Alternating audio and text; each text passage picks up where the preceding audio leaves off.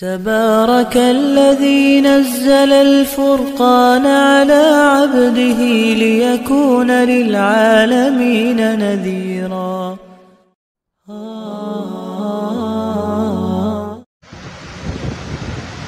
الحمد لله نحمده ونستعينه ونستغفره ونؤمن به ونتوكل عليه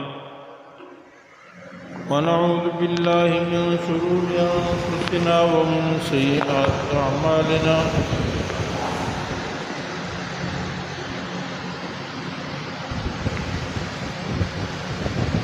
من يهده الله فلا مضل له ومن يضلله فلا هادي له ونشهد أن لا إله إلا الله وحده لا شريك له ونشهد أن سيدنا ومولانا محمدًا عبده ورسوله أرسله إلى كافة للناس بشيرا ونذيرا وداعيا إلى الله بإذنه وسراجا منيرا. أما بعد فأعوذ بالله من الشيطان الرجيم. بسم الله الرحمن الرحيم. والفجر وليال عشر والشفع والوتر والليل إذا يسر هل في ذلك قسم لذي حجر.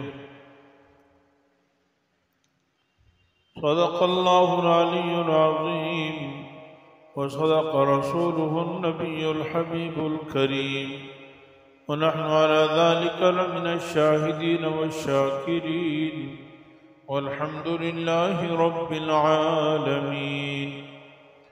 درود شریف پڑھ لیں.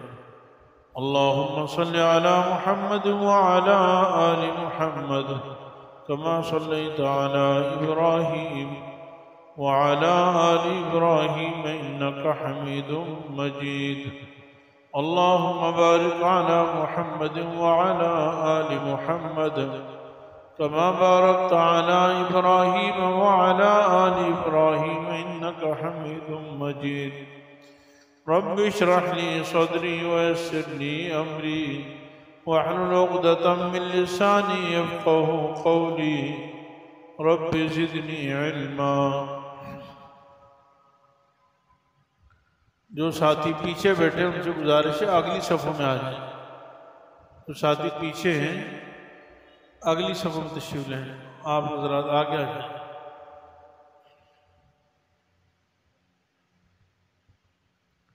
رسول اللہ صلی اللہ علیہ وسلم نے ارشاد فرمایا کہ جمعے کے دن جلدی آؤ اور امام کے قریب بیٹھو اور توجہ سے بات سنو. سب تعریفیں اللہ جل جلالہ کے لیے ہیں. اللہ جل جلالہ ساری کائنات کے خالق ہیں، مالک ہیں، رازق ہیں.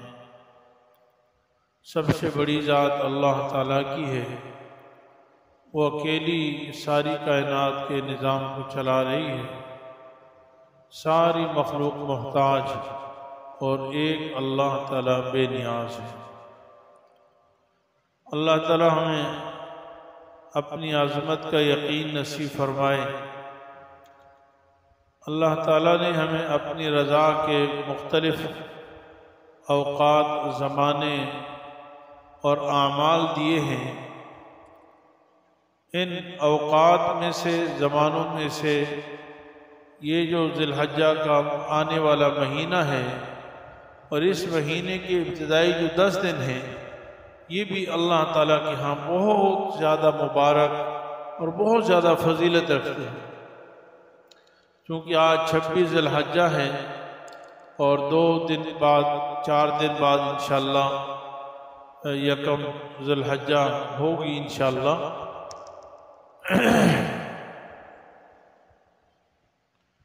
ہر وقت شریعت کا جو تقاضا ہو، انسان اگر اس تقاضے کو پورا کر لے تو اسی کا نام شریعت ہے. شیخ الاسلام حضرت مولانا مفتی محمد تقی عثمانی صاحب رحمہ اللہ فرماتے تھے کہ ڈاکٹر عبدالحی صاحب فرماتے تھے کہ دین اصل میں وقت کے تقاضے کو پورا کرنے کا نام ہے. کہ آپ سے اس وقت کیا مطالبہ ہو رہا ہے اور کیا تقاضا ہے۔ آپ سے اس وقت جیسے ابھی نماز کا مطالبہ ہے تو ہم نماز کے لیے آ گئے، اور جب ہم سے شریعت کا مطالبہ تھا کہ رمضان کے روزے رکھنے تو ہم نے روزے رکھنے شروع کر دیے۔ حضرت مولانا ڈاکٹر مسیح اللہ صاحب دامت برکاتہ بہت بڑے بزرگ گزرے ہیں، وہ فرمایا کرتے تھے کہ دیکھو 3 زمانے ہیں، ایک ماضی ہے، ایک حال ہے اور ایک مستقبل ہے۔ عام طور پر لوگ 2 فکروں میں اپنا وقت ضائع کر دیتے ہیں، یا تو ماضی کی فکر میں لگے رہتے ہیں کہ ماضی میں یہ ہو گیا، یہ ہو گیا، یہ ہو گیا، اس کے سوچنے سے کوئی فائدہ نہیں، اور یا مستقبل کی فکر کرتے رہتے ہیں کہ کیا مستقبل آئندہ کیا ہوگا اور کیا ہوگا۔ لیکن سب سے زیادہ جو اہم چیز ہے وہ حال ہے کہ اس وقت مجھے کیا کرنا چاہیے۔ فرمایا کہ ماضی کا قصہ تو آسان ہے کہ اگر ماضی میں کچھ کمی کوتاہی ہو گئی ہے تو اللہ سے معافی مانگو، اللہ معاف کر دے گا، اور مستقبل تو اللہ نے جو مقدر میں لکھا وہ ہوگا، لیکن اس وقت جو حال ہے میرے پاس وہ اس کے تقاضے کو پورا کرنا ضروری ہے۔ ابھی مجھے کیا کرنا چاہیے، اس وقت کو ضائع کرنا یہ بڑی حماقت ہے۔ اور کسی فارسی شاعر نے تو یہ کہا ہے کہ ماضی تو گزر گیا اور مستقبل کا تو پتہ بھی نہیں ہے، مستقبل ہوگا بھی نہیں ہوگا، یعنی ایک ایسی چیز کی فکر میں ہم لگے ہوئے جس کا ہمیں پتہ ہی نہیں ہے، یعنی مستقبل میں یہ کرنا ہے، وہ کرنا ہے، بنگلے بنانے، کوٹھی بنانی، یہ میں کروں گا، وہ کروں گا، کاروبار ایسے بڑھاؤں گا، اس کو تو پتہ ہی نہیں۔ اور سب سے زیادہ قیمتی چیز وہ موجودہ حال ہے، اس کو غنیمت سمجھو اور اس کو ضائع ہونے مت دو۔ نہ تو ماضی کی فکر میں اس کو ضائع کرو اور نہ مستقبل کی فکر میں اس کو ضائع کرو۔ تو اس لیے میرے عزیز بھائیوں، یہ جو وقت آنے والا ہے اس وقت ہم سے شریعت کا کیا تقاضا ہے، ہم اس کا اہتمام کریں۔ ذی الحجہ کے مہینے میں اللہ تعالیٰ نے ہمیں 2 ایسی عبادتیں دی ہیں کہ وہ ان دنوں کے ساتھ خاص ہیں، اور وہ عبادتیں ان دنوں کے علاوہ سال بھر میں نہیں ادا ہو سکتی۔ یہ خصوصیت ہے ان دنوں کی۔ شریعت میں اور بھی نماز عبادتوں کے اوقات ہیں، لیکن آپ اگر اس وقت کے علاوہ ان عبادات کو بطور نفل کے کرنا چاہیں تو شریعت میں آزادی ہے۔ جیسے 5 نمازیں فرض ہیں، شریعت نے ہمارے اوپر فرض کی، لیکن فرض نمازوں کے علاوہ اگر آپ نماز پڑھنا چاہیں تو نفلی جتنی چاہیں آپ نماز پڑھ لیں، سال بھر پڑھتے رہیں، نفل نماز کی کوئی پابندی نہیں ہے۔ ایسے ہی رمضان کے روزے ہیں، وہ رمضان میں تو رکھنا فرض ہے، لیکن اگر آپ رمضان کے روزوں کے علاوہ نفلی روزے رکھنا چاہیں تو سال بھر آپ کے لیے اللہ تعالیٰ نے سوائے چند ایام کے سب اجازت ہے کہ آپ سال بھر روزے رکھو بھائی۔ زکوٰۃ تو ویسی کسی دن کے ساتھ خاص نہیں ہے، زکوٰۃ سال میں جب بھی کوئی مالدار ہو کسی بھی دن 1 سال بعد اس پر زکوٰۃ فرض ہوتی ہے چاند کے اعتبار سے، اور باقی نفلی صدقہ خیرات آپ جتنا چاہے دیتے رہو۔ لیکن ان دنوں میں 2 عبادتیں ایسی ہیں کہ وہ ان دنوں میں ادا ہو سکتی، ان دنوں کے علاوہ نہیں ادا ہو سکتی۔ ایک عبادت ہے وہ حج کی عبادت، ذی الحجہ کے مہینے میں حج کی عبادت، یہ صرف 9 ذی الحجہ کے ساتھ خاص ہے۔ 9 ذی الحجہ کے علاوہ پورے سال میں کوئی حج ادا نہیں ہو سکتا۔ کوئی چاہے کہ جی میں ذی الحجہ کے مہینے کے علاوہ کوئی نفلی عبادت کر لوں، نفلی حج کر لوں، نہیں کر سکتا۔ نفلی حج کرنا ہے تو بھی اسی دن کرنا ہوگا، حج کے ایام میں کرنا ہوگا۔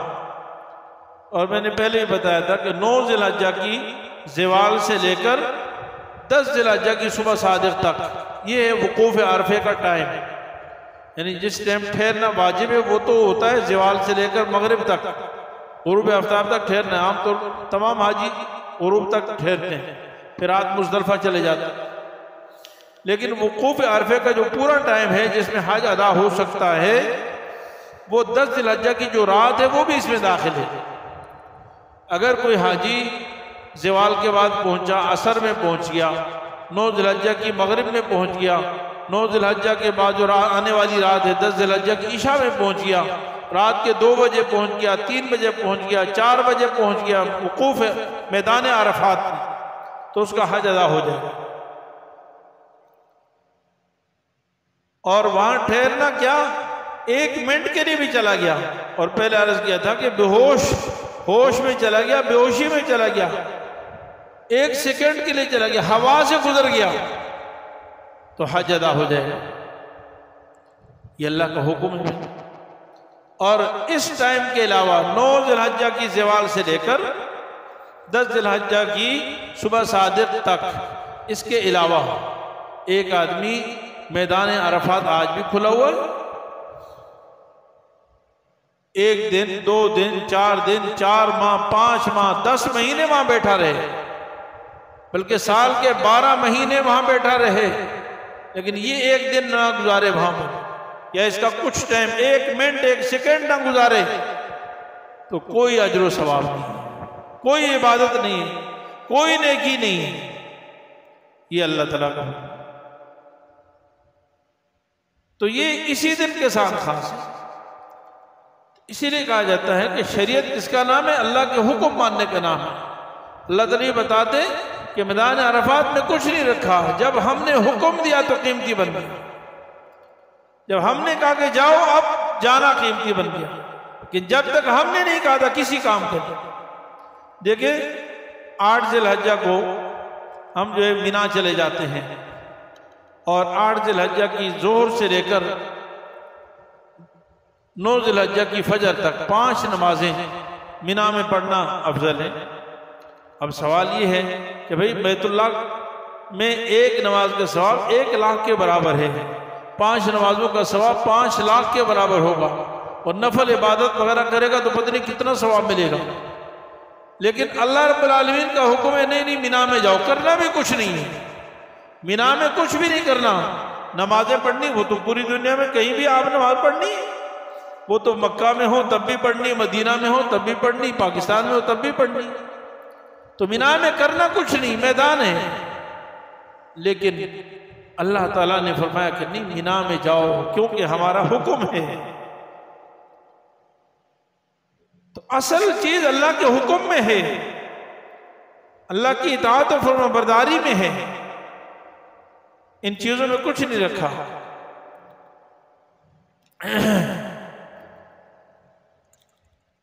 شروع میں بیت اللہ کی طرف منہ کر کے نماز پڑھی جاتی تھی، پھر 17 مہینے بیت المقدس کی طرف منہ کر کے نماز پڑھی گئی، پھر اللہ تعالیٰ نے حکم دیا کہ بیت اللہ کی طرف دوبارہ منہ کر کے نماز پڑھو۔ دوسرے پارے میں ذکر ہے کہ بیوقوف لوگ اعتراض کرنے لگے کہ یار یہ کیا تماشا ہے، کبھی ادھر منہ کرتے ہو، کبھی ادھر منہ کرتے ہو، کبھی ادھر منہ کرتے ہو، کبھی ادھر منہ کرتے ہو۔ تو اللہ تعالیٰ نے اس کا جواب دیا قُلْ لِلَّهِ الْمَشْرِقُ وَالْمَغْرِبُ، بھائی نہ مشرق میں کچھ رکھا ہے نہ مغرب میں کچھ رکھا ہے، مشرق کا مالک بھی اللہ، مغرب کا مالک بھی اللہ، بلکہ اصل چیز اللہ کا حکم ہے۔ لِنَعْلَمَ مَن يَتَّبِعُ الرَّسُولَ مِمَّن يَنقَلِبُ عَلَىٰ عَقِبَيْهِ، ہم فرق دیکھنا چاہتے ہیں کہ کون ہے جو نبی کی بات مانتا ہے اور کہتا ہے سر تسلیم خم ہے، جو مزاج یار میں آئے کہ جو اللہ کا حکم ہوگا ہم کرنے کے لیے تیار، اور کون ہے جو چوں چوں کرتا ہے بھئی یہ کیوں اور یہ کیوں، ایسا کیوں اور ایسا کیوں۔ یہ ہے مومن کا فرق اور فاسق فاجر کا فرق، منافق اور کافر کا فرق۔ مومن یہ معلوم کرتا ہے کہ میرے اللہ کا حکم کیا ہے، مومن یہ نہیں کہتا کہ میرے اللہ کا یہ حکم کیوں ہے، کیوں نہیں، کیا ہے۔ یہ مسلمان کا کام۔ صحابہ کرام اجمعین پوری زندگی، حالانکہ وہ نئے مسلمان ہوئے اور دین ان کے سامنے نیا تھا، شریعت کا ہر حکم انوکھا تھا. ہم تو عادی ہیں نا زمانے سے. پوری زندگی میں صحابہ سے یہ ثابت نہیں کہ صحابہ نے شریعت کے کسی حکم پر، اچھا اس زمانے میں حکم بدلتے بھی تھے، بہت زیادہ بدلتے تھے، ہر آئے دن نیا حکم آتا تھا اور تبدیلی آتی تھی. پہلے کہا یہ کرو، پھر کہا نہیں ایسا نہیں کرو. جیسے پہلے نماز میں جب کوئی آتا تھا تو پہلے باقی ایماندار رکعت پڑھتا تھا اور پہلے نمازی سے پوچھتا تھا کہ بھئی کتنے رکعتیں ہو گئی، وہ بتاتا اتنی ہو گئی. سلام بھی کرتے تھے السلام علیکم، تو پھر ٹھیک ہے. نماز میں سلام کرتے تھے، حال احوال پوچھتے تھے. ایسا ایسا حکم بدلتے. لیکن کبھی کسی حکم کی تبدیلی پر صحابہ سوال نہیں کرتے تھے کہ یہ کیوں اور یہ کیوں، پہلے ایسا کیوں تھا اور ابھی ایسا کیوں. تو بہرحال ایک تو حکم ہے حج کا، وہ ان دنوں کے ساتھ خاص، اور دوسرا حکم ہے قربانی کا، وہ بھی ذی الحجہ کے ساتھ خاص. قربانی کے 3 دنوں میں جانور ذبح کرنا یہ ثواب کا کام ہے. یعنی ایک طرف آپ نے جانور کی گردن پر چھری پھیری، جانور ذبح ہوا، اور دوسری طرف شریعت کا فریضہ، قربانی کا فریضہ ادا ہو گیا اور آپ کے لیے ثواب لکھ دیا گیا. یہ نہیں کہ آپ نے قربانی کا جانور صدقہ کرنا ہے تو آپ کو ثواب ملے گا، اور غریب کھائیں گے تو ثواب ملے گا، اور یہ ہوگا تو ثواب ملے گا. نہیں، اس سے کوئی تعلق نہیں ہے. وہ تو اللہ تعالیٰ کا احسان ہے کہ اس امت کے لیے اللہ تعالیٰ نے قربانی کے جانور کا گوشت کھانے کی اجازت دے دی، ورنہ پچھلی امتوں میں تو قربانی کا گوشت کھایا نہیں جاتا تھا. یعنی یہ ایسی عبادت ہے کہ صرف جانور ذبح کرنا ہی ثواب ہے. یعنی خون بہانا، شریعت میں کہتے ہیں اراقۃ الدم، خون بہانا ثواب ہے. اور یہ صرف 3 دنوں میں ہو سکتا ہے، جو قربانی کے 3 ایام ہیں ان میں ہو سکتا ہے. اس کے علاوہ سال بھر میں کبھی بھی قربانی کا ثواب آپ نہیں حاصل کر سکتے. نفلی قربانی ہو وہ بھی ان 3 دنوں میں آپ کر سکتے ہیں، لیکن ان 3 دنوں کے علاوہ آپ سال بھر میں قربانی نہیں کر سکتے. یعنی آپ کہیں کہ میں جانور ذبح کر دوں مجھے ثواب ملے گا، آپ بکری ذبح کر کے چھوڑ کے آ جائیں، نہیں، کوئی ثواب نہیں ملے گا. بلکہ ذبح کو ثواب سمجھنا ہی گناہ ہے. کچھ اور عبادات ہیں جس میں ذبح کرنا وہاں بھی ثواب، جیسے عقیقہ ہے، اس میں بھی جانور ذبح کرنا مقصود ہے. دم، حج میں جو دم واجب وغیرہ ہوتا ہے، یا دم شکر، دم تمتع، وہاں بھی جانور ذبح کرنا. اور قربانی، عقیقہ، بس اس کے علاوہ جانور ذبح کرنا کوئی ثواب نہیں. نعوذ باللہ، جاہل لوگ بہت سارے ہمارے مسلمانوں میں جہالت ہے. وہ جی کوئی بھی کام، کوئی بلڈنگ بنا رہے ہیں تو اس کی بنیادوں میں جانور جا کے ذبح کرتے ہیں. انا للہ، یہ کس نے کہا؟ کبھی رسول اللہ صلی اللہ علیہ وسلم نے بتایا؟ صحابہ کرام کا طرز عمل ہے؟ کسی تابعین، تبع تابعین میں سے کسی سے ثابت ہے؟ الٹا خون بہاتے، مردار خون. برکت کیا وہاں آئے گی؟ وہ تو مردار خون آپ نے وہاں بہا دیا، گندا خون بہا دیا جو نجس ہے. جس سے جانور پاک ہوتا ہے وہ گندا خون نکلنے کی وجہ سے، اور اس کو بہاتے ہیں برکت کے لیے. یاد رکھیں، جانور جو صدقہ ہوتا ہے، صدقہ کے لیے جانور کا ذبح کرنا کوئی ضروری نہیں، بلکہ افضل ترین صدقہ تو پیسے ہیں. کیا آپ محتاج کو پیسے دے دو تاکہ وہ اپنی مرضی کی چیز لے؟ اس کو کپڑے خریدنے کپڑے خریدے، اس کو جوتے خریدنے جوتا خریدے، اس کو چائے خریدنی پتی خریدنی پتی خریدے، چینی خریدنی چینی خریدے، دال خریدنی دال خریدے، اپنی مرضی کی چیز لے. بھائی آپ اپنے ملازمین کو بکرے دیتے رہتے ہو کیا؟ ہر ملازم کو ماہانہ تنخواہ دیتے ہیں، وہ اپنی مرضی سے جو چاہے خرید. اور غریبوں کو بکرے دیتے ہیں اور کہتے ہیں بکرا دینا ہی ثواب ہے. یہ کس نے کہا؟ اور دینا بھی ہے بکرا تو زندہ دو. زندہ بکرا زیادہ قیمتی ہے، کاٹ دو تو اس کی قیمت تو گر گئی. ایک زندہ بکرا ہے وہ 40,000 روپے کا ہے، اور اگر اس کو ذبح کر دو تو وہ کتنے کا رہے گا؟ وہ 35,000 30,000 کا رہ جائے گا.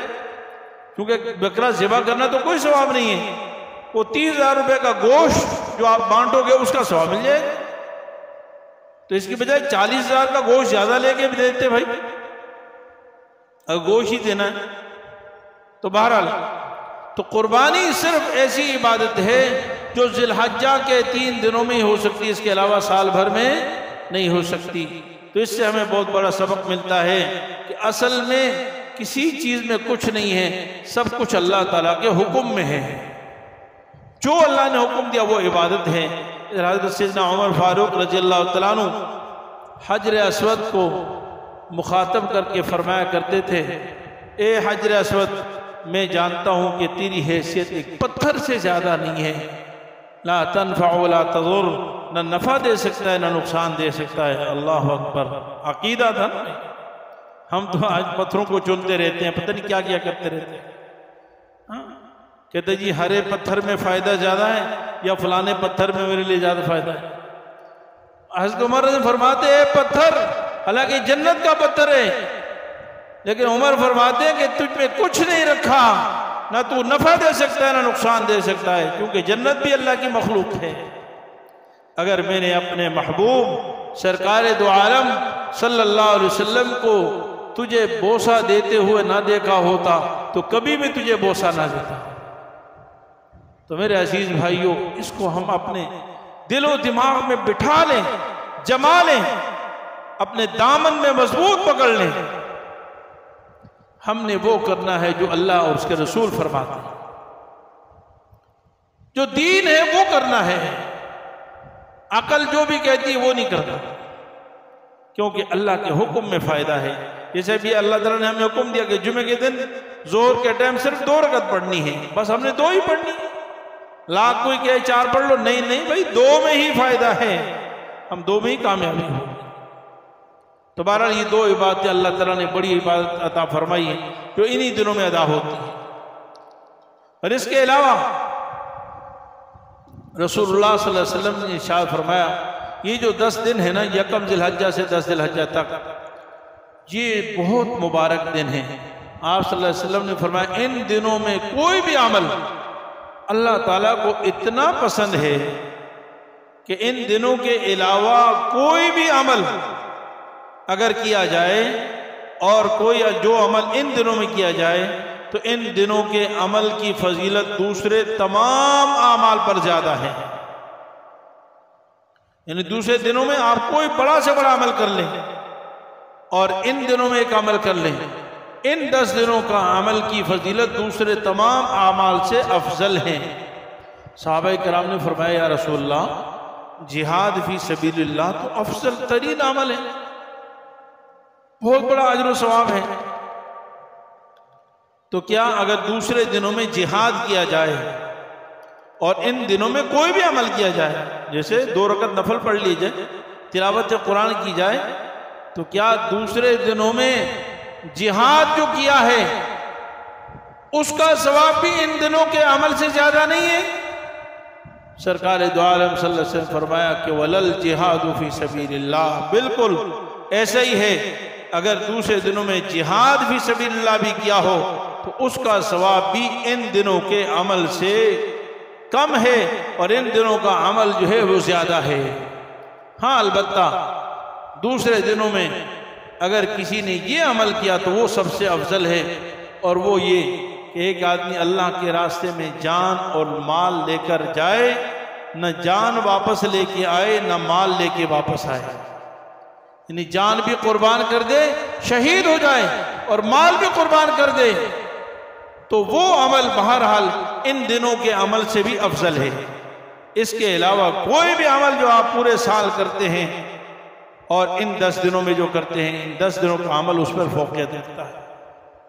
تو میرے عزیز بھائیو، یہ اللہ کی طرف سے انعام ہے، ہم کوشش کر لیں، جیسے رمضان میں بڑی برکتیں تھی، رحمتیں تھی، ہم ان 9 دنوں میں 10 دنوں میں بھی کوشش کر رہے ہیں زیادہ سے زیادہ اعمال کریں، تلاوت قرآن کریں، ذکر اللہ کریں، تسبیحات کریں، نفل نماز پڑھ لیں، جو اللہ توفیق عطا فرمائے، اپنے آپ کو دین عمل میں مشغول رکھیں۔